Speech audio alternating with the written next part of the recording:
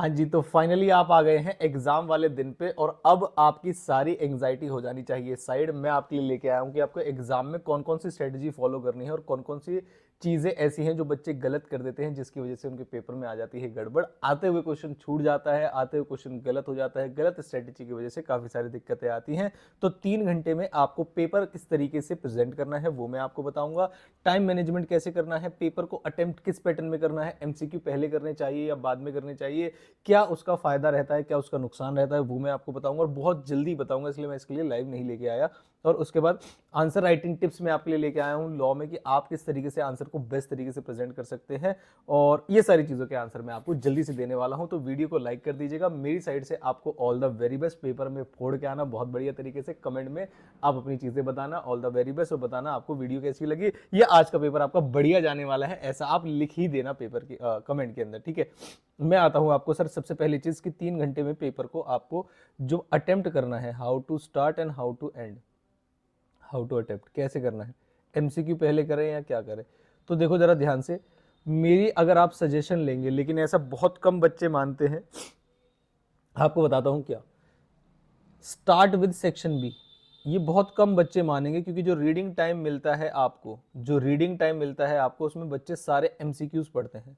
अब मैं बताता हूं आपको जो पहले 15 मिनट मिलते हैं, ये मुझे सेकंड पॉइंट में रखना है, जो फर्स्ट 15 मिनट्स मिलते हैं आपको, फर्स्ट 15 मिनट्स जो रीडिंग टाइम होता है आपका, जिसमें से 5 मिनट मान लीजिए वो कॉपी भरने में भी चला गया, वो भी मैंने आपको मान ली, तो 10 मिनट जो आपको मिलते हैं उसमें आपको क्या करना चाहिए भाई, उसमें आपको सेक्शन बी में जाके सिलेक्शन करना चाहिए। क्योंकि आपको जो 15 एमसीक्यूज आने वाले हैं वो तो आप करोगे ही करोगे, चाहे आपको आते हैं या नहीं आते, आपको तो करना ही पड़ेगा ना। तो सेक्शन बी में आपको पहले सिलेक्शन करना है कि कौन सा क्वेश्चन ऐसा है जो उनमें से आप छोड़ने वाले हैं। क्या मेरी बात समझ में आई आपको? दूसरी चीज, मैं ऐसा क्यों बोलता हूं सेक्शन बी को पढ़ने का, उसका एक और रीजन है, और उसका एक रीजन है अर्ली रिएक्शन को अवॉइड करने के लिए।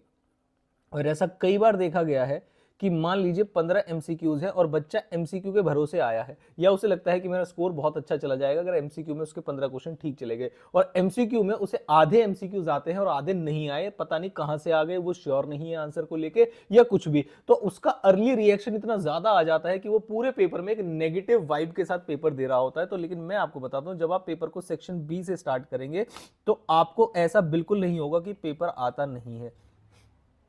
क्या मेरी बात समझ में आती है? तो आप लिखेंगे, आपका बॉडी, आपका फंक्शन, आपका माइंड सब नॉर्मलाइज होगा जब आप लिखना शुरू करेंगे। आप बताएंगे भाई ये वाला सेक्शन बी में मैंने इतने क्वेश्चन कर लिए, इतने क्वेश्चन कर लिए।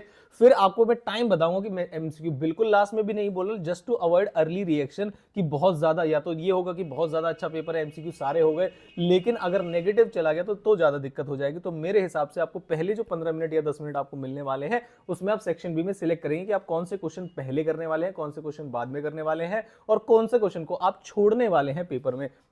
क्या मेरी बात समझ में आई? और अगर आपको फर्स्ट 15 मिनट्स में ये पता चल जाए कि कौन सा सेक्शन है इस क्वेश्चन में जो लग रहा है, तो सेक्शन लिखना बिल्कुल भी कंपलसरी नहीं होता, लेकिन अगर आप श्योर हैं किसी सेक्शन को लेके और लगता है बाद में भूल जाओगे, तो क्वेश्चन पेपर पे पेंसिल से बहुत कम, बहुत पतली, बहुत छोटी जगह उसके छोटा सा सेक्शन लिख दीजिएगा। अगर कोई एग्जामिनर नोटिस करता है, आपको बोलता है आप लिख क्यों रहे हैं, तो आप सॉरी बोल के उसे हटा दीजिएगा, उसमें कोई बहस करने वाली बात नहीं है, ठीक है।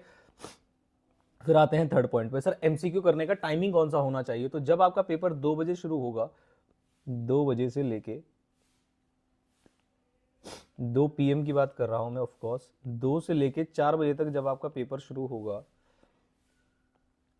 तो आप 2 घंटे पहले राइटिंग पार्ट करना। इसका मतलब आप 2 घंटे में आपको जो बेस्ट आता है वो लिख चुके होंगे, इसमें आपको मतलब बहुत जल्दबाजी भी नहीं होगी। 2 घंटे में आपको जो बेस्ट तरीके से आंसर्स आते होंगे आप वो कर रहे होंगे। उसके बाद आप कम से कम 20 से 25 मिनट एमसीक्यूज में देना, सोचना अच्छे तरीके से, क्योंकि ऐसा हो सकता है कि हम एक 7 नंबर के क्वेश्चन को लिखने में 20-25 मिनट लगा दें और वहां हमारे पूरे 30 नंबर दाव पे हैं। अच्छी तरीके से सोच के, क्योंकि आप कई बार टेस्ट में तो करते हो कि सर मार्क कर दिया मैंने, काट दिया, मैं दोबारा लिख दूं क्या, लेकिन वहां पर ऐसा पॉसिबल नहीं है। तो आपको एक ही साथ काम करना है, मार्क भी करना है, सर्कल भी करने हैं, मार्क भी करना है, सर्कल भी करने हैं। ये दोनों चीजें आप एक साथ करेंगे। क्या मेरी बात समझ में? ये दोनों चीजें आप एक साथ करेंगे और 20 से 25 मिनट के मैक्सिमम स्पैन में आप इसे खत्म कर देंगे। कोई भी एमसीक्यू ऐसा नहीं छोड़ेंगे कि अभी मुझे आ नहीं रहा, मैं बाद में किसी से पूछ लूंगा, और वो बात कभी आती ही नहीं है और पेपर क्या नाम है निकल जाता है। आई होप आप मेरी बात समझ रहे होंगे। जो आपको बेस्ट लगता है वही लिखेंगे, इधर उधर के चक्कर में मत पड़िएगा। बहुत अच्छे मार्क्स आएंगे तो भी आपके होंगे, बहुत खराब आएंगे तो भी आपको होंगे। एटलीस्ट आपको ये रिग्रेट नहीं होगा कि यार मुझे ये आंसर लग रहा था लेकिन मैंने इधर उधर से अगर थोड़ी बहुत डिस्कशन अलाउड हो गई तो मैंने क्या नाम है वो गलत कर दिया। ठीक है, ये था मेरा तीसरा पॉइंट।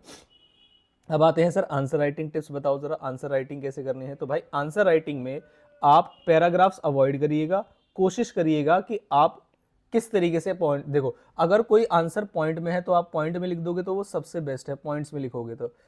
लेकिन अगर मान लीजिए पॉइंट वाली बात है नहीं, पैराग्राफ वाली बात है, तो आपको कैसे लिखना है, आपको इस तरीके से, मान लीजिए मैंने कहा दिस इज टू इन्फॉर्म, इस तरीके से मैंने लिखना शुरू किया और 2 से 3 लाइन के बाद मुझे पैराग्राफ चेंज कर देना है। और पैराग्राफ चेंज करने में आप 2-2 लाइन भी छोड़ोगे तब भी कोई दिक्कत वाली बात नहीं है, उससे पेपर आपका भरा भरा भी लगेगा। और कुछ लोगों की हैबिट होती है खुला खुला लिखने की, तो आप neat and clean, writing matter नहीं करती लेकिन आप नीट एंड क्लीन लिख के आएंगे और फिर नेक्स्ट 2 लाइन छोड़ के फिर आप बोलेंगे वाई डज, इस तरीके से।